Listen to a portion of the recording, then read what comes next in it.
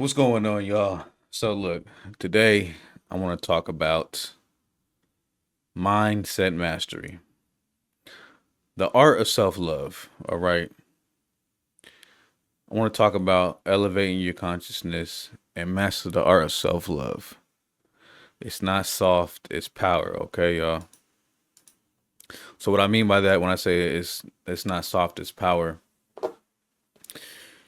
you have to understand and accept that when you love yourself, you make everything around you better. You make everyone around you better. Everything appears better to you. You attract more things. We have these guilts and these ashamed qualities about ourselves. Sometimes we feel ashamed about some qualities we have about ourselves or guilty about some qualities we have about ourselves. But those two specifically, those two emotions attached to how you feel about yourself, it's a it's a slippery slope, y'all. Those two emotions alone, feeling guilty and ashamed for anything, it's just gonna lower your vibration.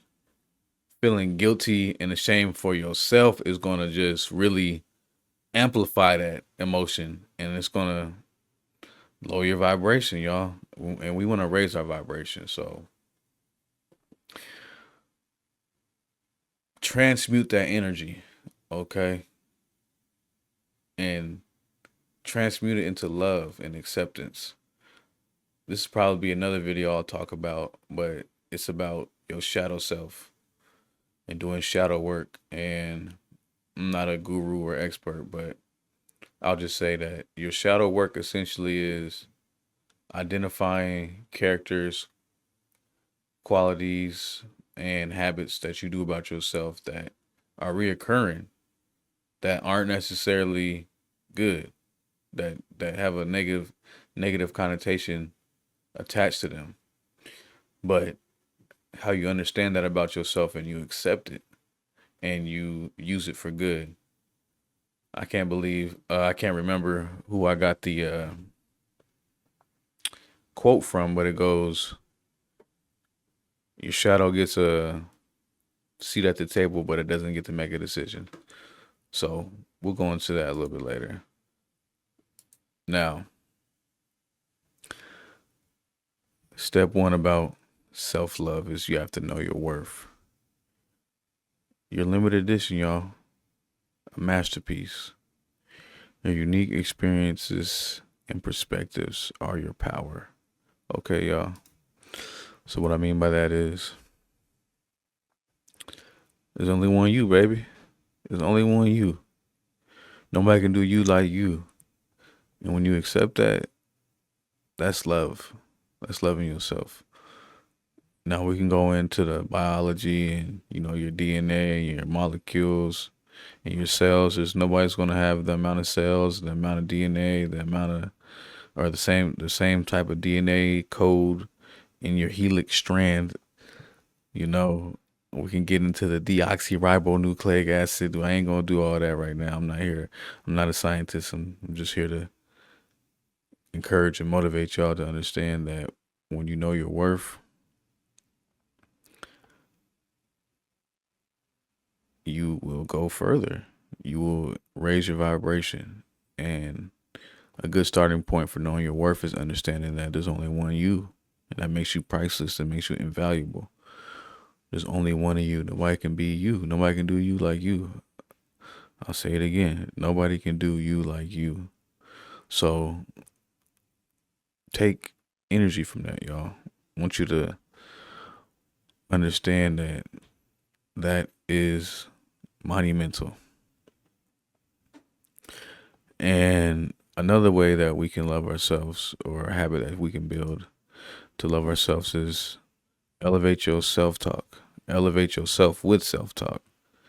Your internal dialogue shapes your reality. Make your self talk a prophecy of greatness. So, what I mean by that is Be the one who speaks your future into existence. Don't wait for somebody to tell you, oh, you're going places in life, kid. You don't gotta do that, y'all. You tell yourself that. I'm going places in life. I am a lawyer who has high net worth clients who always gets the desired outcome for them. Tell yourself that. Self-talk is important because there's a stat that pretty much says we think about the same shit all the time, and most of the time that shit's negative. So that's draining. That's gonna drain you, y'all. It's gonna really deplete you of your energy. One, thinking of repetitive stuff, and two, you doubling down on that when you thinking repetitive stuff that's negative. Oh, if I was just a little bit smarter, if I would have studied the bar a little bit more, I could have, passed it and became an attorney by now, or whatever the case may be. Apply it to your own life and experiences. If we're going to have repetitive thoughts, let's be positive with them. Repeat the same thing. And that's something that I do. I will repeat the same thing over and over in my head, or I've even wrote it multiple times. And, everything is always working out for me. That's one thing that I repeated to myself. Everything's always working out for me. I am my ideal self now. It don't even matter if you believe it. Obviously, feeling this is a bar and I'm going to drop this bar over and over again, and I got it from Neuro Knowledge on YouTube. I ain't biting him with the glasses, y'all. I actually had a concussion. I got sensitivity to light. That's why I've been wearing my shades. But yeah, shout out to Neuro Knowledge on YouTube. He said your emotions have the biggest sharehold when it comes to your vibration, or your emotions are the biggest shareholder when it comes to your vibration. And how I interpret that is how you feel is what is closely associated to your manifestation ability. Your thoughts and your actions definitely get a piece of the pie. How you feel about yourself specifically in the case of this topic of this video is vital to your manifestation, to your state of mind, to your state of being. So elevate yourself with self-talk. Even if you don't believe it, keep saying it, repeating it, and eventually it'll just become second nature where you just won't have a choice to believe it. If you're reprogramming your mind, that's your subconscious mind at work. You keep saying the same thing over and over and over and over and over again. It's gonna stick. It's gonna stick, y'all. It's gonna stick. Just think about it like this. Sexual energy is powerful. So let's say you listening to a song, a Chris Brown song, Take You Down, whatever y'all listen to. Y'all listening to Bryson Tiller, Don't, whatever it want to be, whatever song. But think about how it makes you feel. You be like, don't play with it. You know what I'm saying? You start feeling some type of way. Because you're hearing it, and it's just like it just makes you feel that way. So that apply that same thing to your self-talk.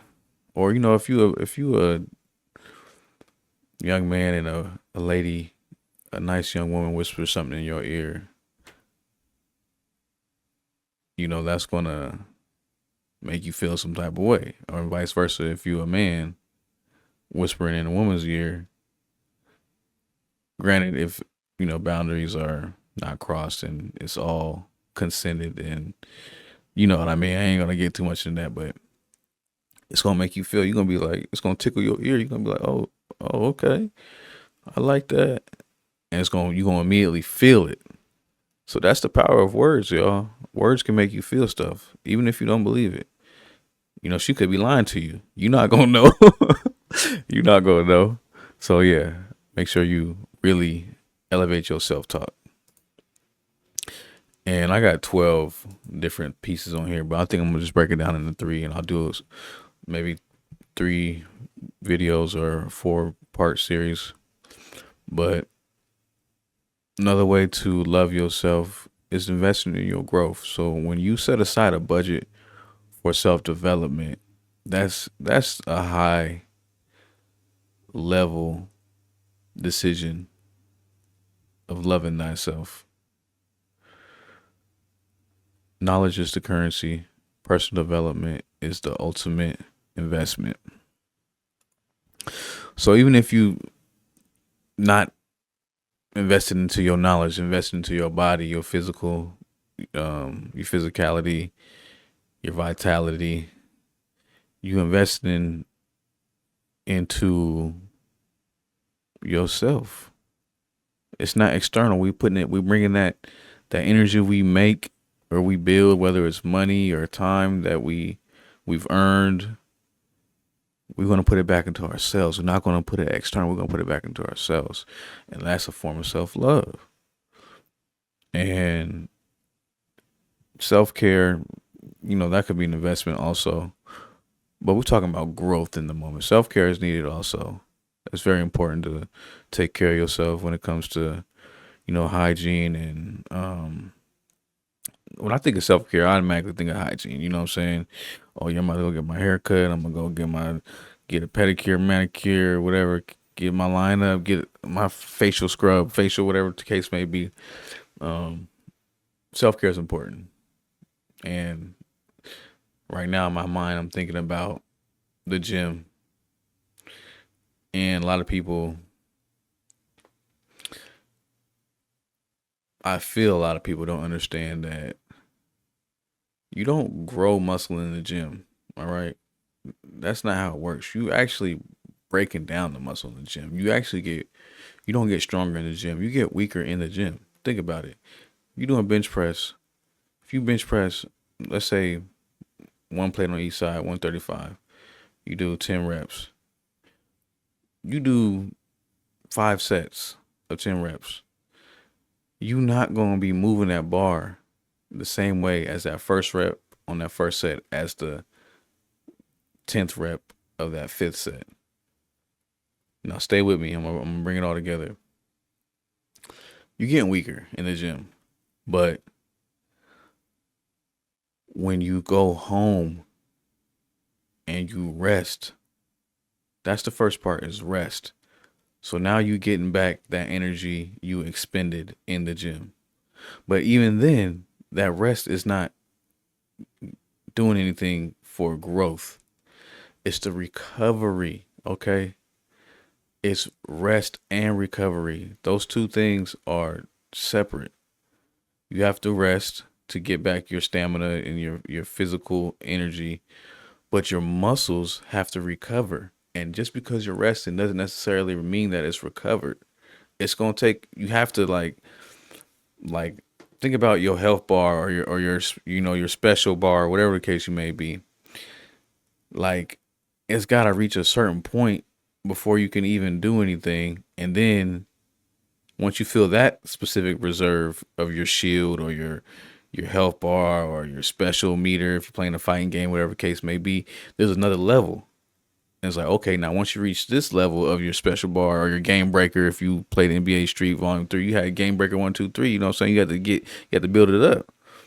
When you get that last game breaker, it start double dunking and cartwheels and all sorts of crazy stuff. Anyways, my point is, you got to replenish the base first. That's recovery, or that's the rest, and then you have to fill up the new reserve that you built, the new muscle that you've grown, and tying it back together to invest in your growth. and relating it to self-care and self-love, you have to love yourself first before you can truly enjoy the benefits of that self-care, because it's just a part of the process. You have to go out in life, experience things, but you don't let those things wear you down. If they do wear you down, you come back home, you love yourself up. You appreciate yourself for doing those things that may have drained you of your energy. That's the rest.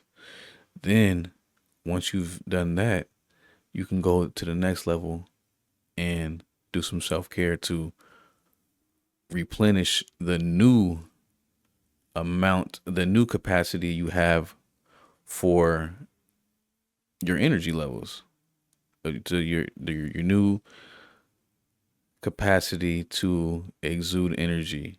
You can refill those new gains by using self-care to fill up that additional capacity that you've earned. So that was a long-winded way to say, step one, love yourself. Step two, care for yourself. Step three, rinse and repeat. But the love of thyself is important because it's the foundation of accepting who you are and not demeaning yourself, not allowing yourself to beat yourself up. So I'm gonna leave that there, y'all. I'm gonna come back with another video. I hope y'all enjoyed this. Like, subscribe, comment, tell me what you think, tell me what you want me to talk about. I'll be back with another video. Peace.